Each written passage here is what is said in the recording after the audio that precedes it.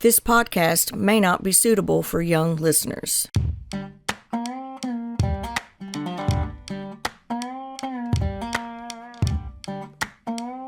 Steve Lilly, journal entry number 4, Squatch Operators.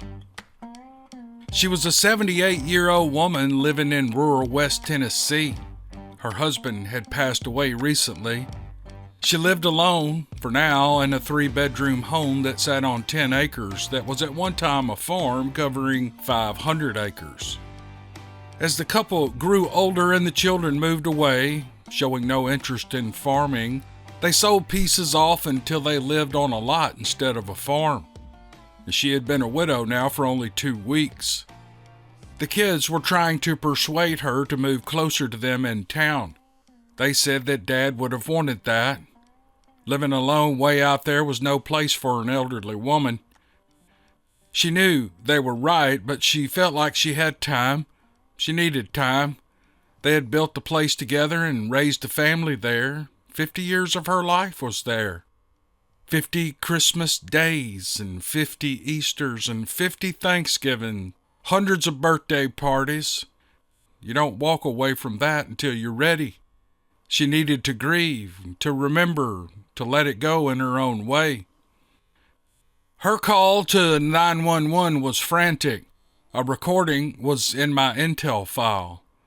I could hear an elderly woman who was afraid. She was so afraid that understanding her was difficult. The 911 operator had trouble as well and asked her to repeat most of what she'd said. And the call was made on a landline, making it easy to get an address and dispatch a car, which the operator had done while keeping the woman on the line. There were 2 phrases I could make out clearly. 1, please come and get this monster away from my house. And 2, it's trying to get in. Please hurry. The call recording was the most useful intel provided by the office. It wasn't much to start with. I needed to know more. Intel is everything. Only a fool will go into an active Squatch problem without it. Through the years, I had learned that help from locals was invaluable to the mission in keeping me alive. It is seldom that I'm familiar with the area and the terrain, and you have to at least know the area you'll be working in. There are ways to do that, but the best way is to talk with someone who either hunts or farms the land, preferably the landowner. Otherwise, maps will have to do. There have been situations when I couldn't get that information in time. The Squatch or the Squatches might be active to the point where lives are in danger. And in those cases, I have to go after them with nothing more than a single-page report. But in this case, I had the woman's address, and it would not hurt a thing if I were to walk right up to her door and ask her some questions, and that was my plan. I finished a plate of eggs and biscuits at the Waffle House and headed to her house. She lived way out in the sticks, and I got turned around a few times, but I finally pulled up in her front yard. It was a nice place. Everything was well kept. Even the grass had been cut for the first time that year. The smell of fresh cut grass hung in the air. It was the smell of spring. From the truck, I saw 2 women on the porch swing. "How are y'all?" I said. "Well, we're fine. How can we help you?" said the younger of the 2. They were not at ease with me being there. It was obvious from the body language. A strange man walking up to 2 women in the middle of nowhere will make most women on edge, at the least. "Well, my name is Steve Lilly, ma'am. I'm with the Division of Fish and Game," I lied. "I'd like to talk with you about the animal that bothered you this week, if that's all right." The younger woman, who I later discovered was her daughter, was going to be a problem, and I knew that when she seemed to be the one controlling the conversation. "Well, you should have called ahead of time. No one told us you were coming. I was under the impression the police had solved the problem. It's solved, isn't it, Mama?" she said, looking at her mother. The old woman shook her head. "I don't know if it's solved. I thought they would find and capture or kill that thing. And until they do, I guess it could still be in these woods, honey. So no, the problem is not solved. The woman wrung her hands as if she was nervous or full of dread. "Ma'am, I think I may know what has been harassing you. And if I could ask you a few questions, I might be able to help. That's what I do," I said. I wasn't trying to sell him anything. I didn't have another motive, and the old woman saw that right away. Now, I hate these creatures, and I wanted to help. The homeowner was warming to the idea of talking to me, but the daughter was another story. "My husband is the manager at the bank in town. He's friends with all the county officials, and I'm sure he can use his influence to get something done about this. I think you should just—" I cut her off. "Ma'am, there is no need for anyone to use their influence to resolve anything," I said. "The police would have already handled it if they could, but they don't know what they're dealing with, and I do. Now, if you will let me ask your mother a few questions and maybe show me around the outside of the house, I might be able to resolve it for her." I turned to the woman and asked again, "Ma'am, do you have a minute to talk about this with me?" In her eyes, I saw a slight expression of trust. She nodded and let go of her daughter's hand. "Well, I'm just going to have to call my husband about this," said the daughter. She walked off the porch with her phone in hand. Now that I had her mother's full attention, I began asking questions. She was a very nice lady. She was proper in every way and obviously in a weak state of mind after her husband had passed away. The Squatch had been creating terror in her life. The events leading up to the 911 call had been happening for weeks. It started the week after her husband died. The more she talked, the greater I could see that this situation was more dangerous than I imagined. The Squatch hadn't made a random visit. He was coming on a regular basis. Lately, in the evenings when she would end her day with a hot bath like she had done all her life, she would hear someone outside the bathroom window. Scratching noises, she said. The window was so high she wasn't worried that anyone could see in. No one was that tall, she thought, but the fact that someone was out there filled her nights with misery and fear. At first, she assumed it was the local wildlife. To anyone else, that would not have been something to make them nervous, but her husband had always checked on these things. And now it was just her, and soon the sounds changed. She began hearing sounds coming from the other side of the wall that were different. Whatever it was big, and it made grunting noises. She had called the police a few times. They arrived, and after not finding any sign of a prowler, there was nothing they could do. They suggested she install trail cams that hunters use. If she could get an image of the animal or the person, maybe there was something they could do. Well, she was not familiar with the technology and had not pursued the cameras. But the incidents occurred still and had become more frequent. She was so distraught over the peeping Tom, as she described it, that she wouldn't use the bathroom or the master bedroom to which it was attached. In addition, items had been missing around her place. They weren't things she needed. They were tools her husband used, tools she would probably never use, but the fact that they were missing was upsetting. Furthermore, they kept a few animals around the place, namely hens for the eggs.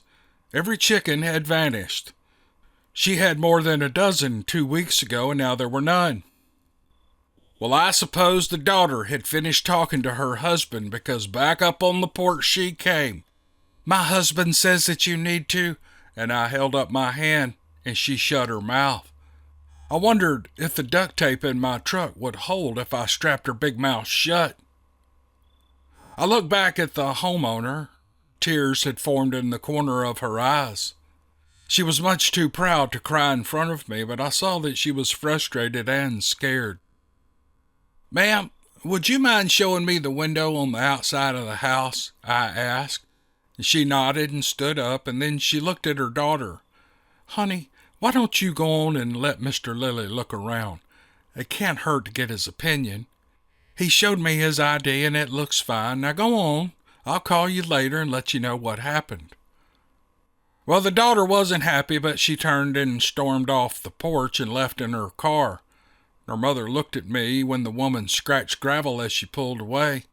I thought I saw a slight roll of the eyes. "Okay, here's the window," she said. "I've been around here in the daylight looking for something that would tell me what animal this is, but I suppose if I found something, I wouldn't know what I was looking at." The window was 10 feet up the wall, and I asked her about something on the wall to draw her attention there while I looked at the ground. A full track of a squatch in the mud where her AC unit had been dripping condensation. And I quickly rubbed it out with my boot and went back to looking at the windowsill way up there on the wall. I didn't want to point the track out. The woman was already a wreck as it was. Telling her she was dealing with a squatch would not have been productive. But for me, the problem had been identified and verified. Now I needed to come up with a plan to solve it. We strolled back to the front porch. She never spoke until we sat down. "Mr. Lilly," she said, "I never told the police this part of the story, and I knew if I did they might think I had dementia or something of that nature." She paused for a minute. "Will you believe me if I tell you something that might sound like I do have dementia?" "Yes, ma'am, I will. I don't think you have a thing wrong with your mind. What is it?" I asked. "The night I called 911, the reason I sounded out of my mind, well, that's because I saw it. And up until that night, I had been too afraid to look out the window, afraid I'd see a man out there. And I knew if I saw him, I'd never get that image out of my mind. But that night, I placed a stool on the bathtub so that if I heard the noises again, I could stand on it and look out the window. Well, the noises came, and I flipped the light off, and I jumped up on that stool, and I saw it. And it isn't a man. It's a monster. I've never seen a face so terrifying in my life. And since then, I have wished I hadn't looked out that window 100 times, but I can't take it back now. And I don't remember much after that, but I'm sure my call was hard to understand. Now, do you believe what I'm saying?" Well, I didn't hesitate for a second. "Yes, ma'am, I believe you, and that's why I'm here. That creature you saw, we handle things like that. And I'm going to handle this for you. I'm not sure how I'll do it, but we're going to give this a whirl. Now, how about I start right now? I'm going to need your help." A slight smile formed across her face, and looking at that smile made me more determined to kill this thing. These filthy animals have a tendency to seek out and terrify the weakest people. They had probably been here for years but never messed with the place because there was a strong man always present. That's when they get their asses shot, and they know it. But now that man was gone. It didn't take long before they homed in on this woman. I was going to make them see that it was a big mistake. One thing we need is to make sure that no one will be here between now and tomorrow morning. "Do you expect any company tonight?" I asked. "Well, my son was planning to come by. One of the kids is here once or twice a day since their father passed away. They check on me. I need you to call anyone you expect that might come visit to postpone until tomorrow. We need your place to be still and quiet tonight," I said. She made calls to each of her children and told them that she was tired and wanted to get to bed early and that she would see them tomorrow. My watch showed 1 p.m., and I had plenty of time to set up and get a plan together. I was invited inside for lunch, and I declined. I had food in the truck, and I would not need to come inside for anything, I told her. "If you have any chores, ma'am, or things you need to do outside, I need you to get that done and be inside by 5 p.m. today. And after 5, go about your regular routine. Whatever you normally do, don't change anything. Meanwhile, I'm going to drive around the area and get an idea of the terrain. I won't be gone long. Now just remember that I'll be outside not far away, so don't worry about anything. And if at some point you hear noises out here, I need you to stay indoors. Now I'm not trying to scare you, but I want to keep you safe." I looked at her to see if she was following along. She nodded with a snap of her head and giving me a thumbs up. Now this lady was a trooper. "Well, I need to run into town for a few things, and I'll be back by 5 p.m., and then I'll lock myself in," she said. "Well, that'll be great. I'll see you in the morning." She turned and fist bumped me. Well, I almost laughed out loud. I probably should keep her outside with me, I thought. Something told me she was ready to give these squatches some payback. I spent the afternoon driving around the area, getting familiar with the land. It was nothing but rich West Tennessee Delta with high bluffs overlooking the Mississippi River north and south of their place. Southwest of her home were thousands of acres of Anderson Tully property. It was owned by the Timber Corporation, and it was managed by the TWRA as a wildlife refuge. I had no doubt this is where the squatches were coming from. I could have gone in there and found the varmints, but this one had been harassing the locals and was coming to me. Why waste time and energy? Plus, there is usually a pack of them, and I didn't know how many I was dealing with. A mission like that takes considerably more intel and planning. On my way back, I saw flat black fields that had recently been turned over and made ready for cotton or beans. And I ran up on one farmer bringing his equipment out of the field, and I passed one pickup truck on the road a few miles from her home. Other than that, the area was quiet. Not many around to hear when the shooting started. I formed a plan in my mind. Killing this squat should be easy, I thought. If all went like I thought it would, I'd be gone by daylight. The squatch behavior was predictable. I had him patterned. Had I not intervened on this one, I think a sad ending was on the horizon for this woman. They would watch her for a few more nights and then catch her out in the yard during the day, and she would have never been heard from again. That's what they do. These pieces of mutant Satan shit are born evil. There was a shed on the opposite side of the yard from the house where I could conceal my vehicle, and I parked behind it. From a locked box, I gathered my tools of war. In addition to the rifle and the shotgun and my pistol, I brought a new item to try out on a squatch. Last year, about this time, I saw a number 5 bear trap manufactured by a company called New House.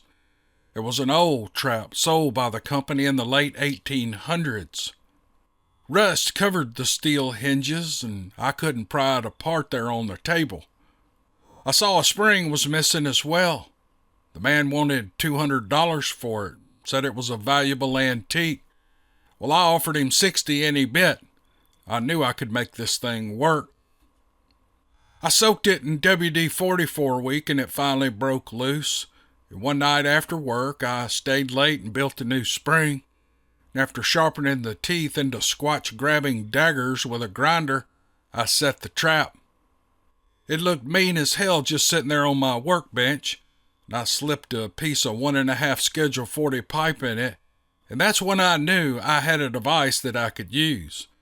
It bent that pipe in half. I measured it and saw that a big-ass squatch foot wouldn't fit all the way in it, but I figured if it clamped down anywhere, it would send so much pain into that squatch's world that it would give me time to take that beast out. I found the path that the creatures had been using to come up to the house. And in the middle of that path, I set that big number 5 and covered it with leaves.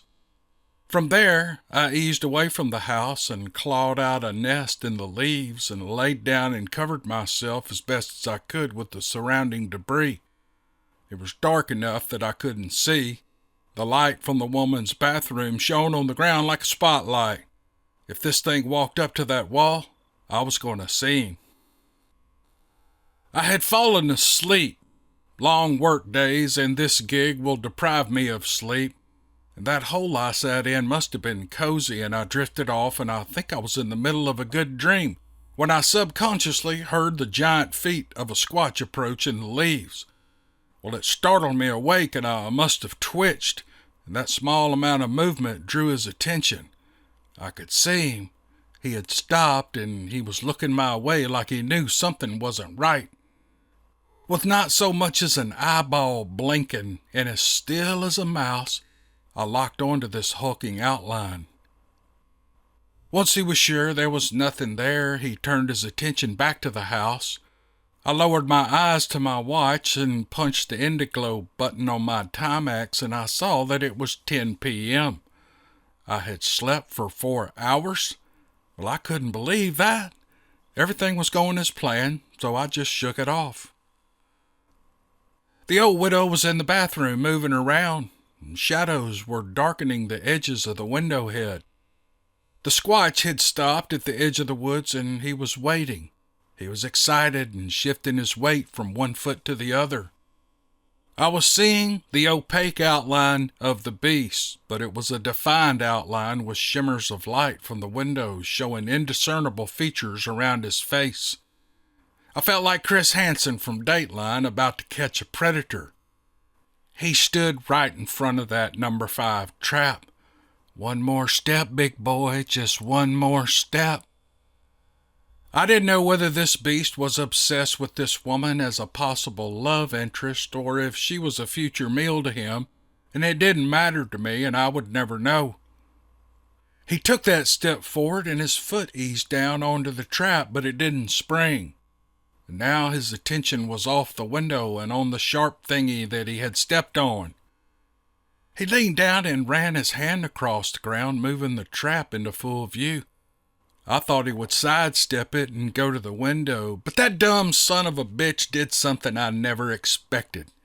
As if he was pissed at the trap, he slammed his fist straight down on the pan, or the release mechanism. Clank! That was all I heard and nothing else for a few seconds. I think it must have taken the nerve receptors time to reach his brain to send pain signals back to his arm. And that dumbass stood there looking at his arm in the jaws of the bear trap. He inspected it like a monkey doing a math problem, and I kept wondering if he was ever going to react. But when he did, the roar he made sounded just like a stupid West Tennessee Squatch with a bear trap hung on his arm, teeth biting into the bone. The roar shook me up a bit, and that rarely happens. I've heard it so many times that I have developed a tolerance for it, but this roar was not the roar I expected. From the minute I began reading the file on this pest, I assumed it was a younger, smaller Squatch. It is the teenagers that usually harass women, or even humans for that matter. As mean and as bad as they are, as they grow older, they become shy of running into humans unless they get real hungry. To alert people to their presence brings all sorts of problems for the Squatch packs. Naturally, I just knew I was dealing with a young, dumb juvenile. But this was no teenage Squatch. That roar I just heard, now that was from a large alpha, and the game changed in an instant. He roared again and again, and by now he was alerting every Squatch in the surrounding counties that he needed help, and I had to move fast to shut him up. He took a step toward the house. Now there was nothing left for me to do but confront him, to draw his attention to me. When these things are mad or hurt, they go crazy. They'll tear up everything around them, and he was only a few feet from the house, and in my mind I could see him taking his anger out on the house and maybe trying to get to the old woman. My hide was only a few feet away from the beast, and I jumped up and I darted between him and the house. Immediately I raised my shotgun at his head and I pulled the trigger. I was anticipating a recoil that never came. Click! The firing pin fell on a cap that wasn't there. And in my haste I had not thought to put a shell into the chamber. The shotgun was only going to be a backup, not my primary weapon. As you can see now that these situations get real tense and quick and everything moves fast. And one thing I don't need is an unsafe weapon in a hairy situation. And in this case, I immediately questioned my planning, but it was too late now and he was about to charge. And if he got his hands on me, it was over. The new house number 5 bear trap had a 20-foot chain attached to it. And when I set the trap, I wrapped that chain around the closest tree and I locked it with a clevis and a bolt. All I had to do was put the next shell up into the receiver and pull the trigger, but these things are fast as hell when they're mad. and in the 1.5 seconds it took me to push that shell into firing position, he was on his way to me and roaring the whole time. It was a 20-foot chain. There was approximately that much distance between the tree I chained it to and the house. I started running the numbers in my mind, trying to calculate the distance, when the chain snapped him flat on his back. I don't remember ever in my life being so relieved that I placed that chain where I did. I pulled the trigger just as he was snapped back, and I missed him, and in a split second he was back on his feet and coming at me again. I put the next round of buckshot in his good arm just as the chain went taut again, and it broke. That chain bull-whipped toward him and me at lightning speed. It had not flipped him on his back this time, but the chain did catch up to him before he was on me, wrapping itself all over his shoulders and that arm with the bear trap hung on it. Well, I sat on the ground, my back leaning against the brick wall, and I could not believe how much had gone wrong in the last 15 seconds. The giant alpha was free now and only feet in front of me. I was surely about to die, I thought. But sometimes, just when you think all is lost, gears shift in your favor. I'm only guessing, but with a 50-pound bear trap clamped on his arm and several ounces of lead buckshot in the other, I think this big boy had had enough of me. And he got up slower than I expected, and he turned and ran into the woods with that chain dragging behind him. And I could see him clawing at that bear trap as he ran. But no matter how hard he tried, he could not pull it off. When I thought out the bear trap rig, I considered several scenarios. I knew the trap would not make any Squatch immobile. They would fight that trap. The whole idea was to use it to set them up for the kill. But what if one ran and broke the chain, which I knew now they could do? I would want to be able to track them. Now, I don't count this as a stroke of genius on my part, because the cowbells were in a storage bin next to my workbench when I thought of this. But there they sat for the last 10 years doing nothing. Might as well use them. So I wired a bell on it 10 feet and 15 feet. And now I could hear that big alpha squatch running through the woods, roaring in pain and anger, and 2 cowbells clanking like I was at an Aggie football game. It would get quiet for a few seconds, and then that roar would happen again. He was stopping now and then, trying to get that trap off his arm, and I grinned, thinking about how much that must have hurt. And he would roar again, and followed by cowbells clanking as he ran, bullwhipping that chain around every bush and snag he passed. I had him on the run, and it wouldn't take all night to find him. By the sound of the bells, getting more distance, and knowing where the trail was that he traveled, I knew exactly where to cut him off. I just had to get there before he did. If I missed him, that meant going into Anderson Tully timberland alone, hunting a crippled Squatch. And I would do it if I had to. Never, ever leave a wounded Squatch in the woods. Someone will eventually have to go in and get him. I couldn't leave that work unfinished for someone else to clean up. With my weapons charged and in the truck, I left the widow's house, throwing gravel behind me. And in my rear view, I saw her porch light come on, and then I saw her on the porch. There was no time to explain. I had seen where the trail crossed the gravel road in daylight earlier that day, but finding it in the dark would be another story. I was in the area and moving at a creep, straining my eyes to find it. The 2 Squatches in the road solved that problem for me. Apparently, they had heard the alpha roaring in pain and came to investigate. It looked like they were waiting on him to arrive. Well, this was a good sign. In 2 seconds, the engine was killed. I was out of the truck with my AR resting in the nook of my mirror, and everything got quiet. I had both Squatches together in my scope, and I could hear old Cowbell coming.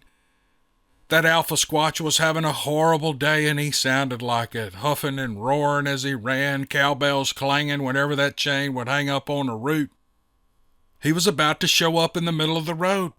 I would take him out, and then move to the 2 who were by some miracle still standing in my headlights. I could see him now in the edges of the light. And I moved my eye back to the scope and I tracked him. Right before he was fully in the road, I squeezed off 3 rounds just as that chain hung up on something and flipped him back into a ditch full of water. Now, below the edge of the road, behind the ditch, he didn't give me much of a target, but I held my sight where I thought he would appear again.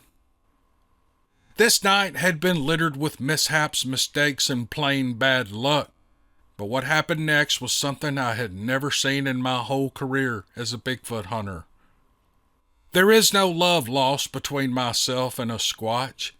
A single sympathetic fiber in my being for these creatures has and will never exist. I hate them all and will kill every beast I can find, but there was something happening that I could use later, and I have since. From my perspective, old Cowbell was much larger than the 2 I could see, maybe twice their size. He was the alpha. He moaned and roared at the 2 standing in the road, reaching his hand out for help. Well, he couldn't reach far with the bear trap biting into his arm. Then I thought I heard a language they speak, and if I was a Squatch interpreter, I think I would have heard him saying, "Get your ass over here and help me out of this ditch." Well, the 2 younger, smaller males stared at that poor bastard. I've seen this before on documentaries. A dominant male lion, for example, injured and unable to exert his influence over the younger males, will be singled out and killed by other males in the pride. It's instinct. It's nothing personal. They have no empathy for each other, even siblings or mates. They kill the weakest leaders. And I learned that night that Squatches are no different when the 2 males strolled over to Cowbell and began beating the hell out of him. The sounds of their fists pounding on that big alpha was enough to make a man sick. And old Cowboy, he couldn't fight back thanks to me and that trap hung into his arm. When they had finished their work, Cowbell lay in that ditch unmoving. He was dead. I moved the scope in front of my eye and had every intention of tripling my pay that night. I had damn sure earned it. And then a sense of appreciation swept through me, and I pulled up. The 2 new leaders stood stoic in the road, illuminated by my headlights, waiting for the bullets that never came. I walked into the headlights. Their posture seemed less tense. I was about to make the most dangerous move I would ever make to date, with live Squatches within attack distance. I later told Lewis and Hook about that night. They never said a word. I think they understood. Things were about to get real touchy, and if I made a move they didn't like, I was a goner. Squatches never leave their dead. I don't know what they do with the corpses. Maybe they bury them. Maybe they eat them. We may never know. But you will never find a Squatch body or any sort of remains, ever. They dispose of their dead completely. One even moved back to Cowbell, but I raised my rifle. I said, and he stopped in the road. With my machete in one hand and my rifle in the other, I approached them to do the unimaginable. Tonight I had made mistakes, but it seemed that luck was on my side. If I could stay lucky for a few more minutes, I could get this Squatch's head and not kill the other 2 new champions. Stopping mere feet from them and the Squatch corpse, I motioned for them to move off. They didn't see my intent, so I dropped the axe and leveled my rifle at the largest Squatch's head.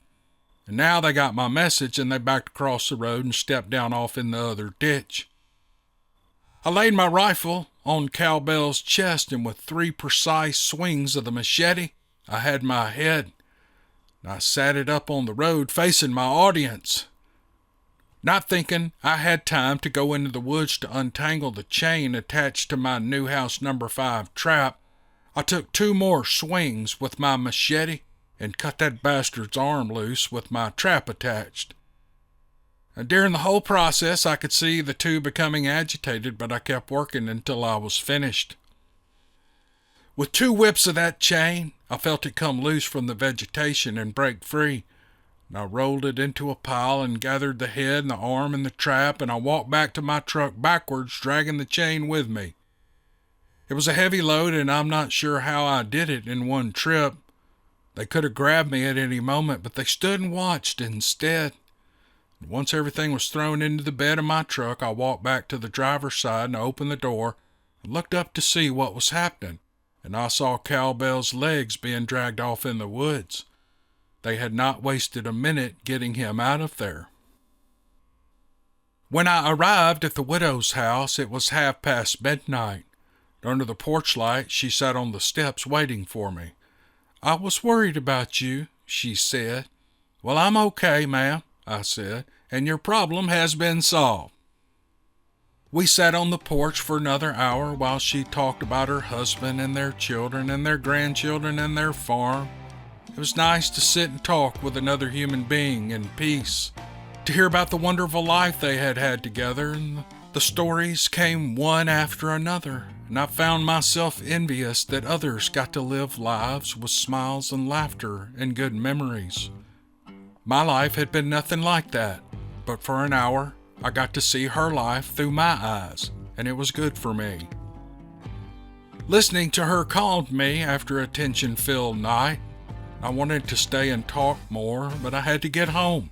I missed my dog, Lilly, so we said goodbye, and I was headed south. I parked the truck under the shed so that the squatch parts were not visible from the street. Lilly greeted me at the door. After letting her run around the trailer park and pee, we walked inside. I collapsed on the bed, only taking my boots off. Lilly snuggled under my arm. We slept sound that night, and I dreamed about a bear trap hung on a squatch's arm.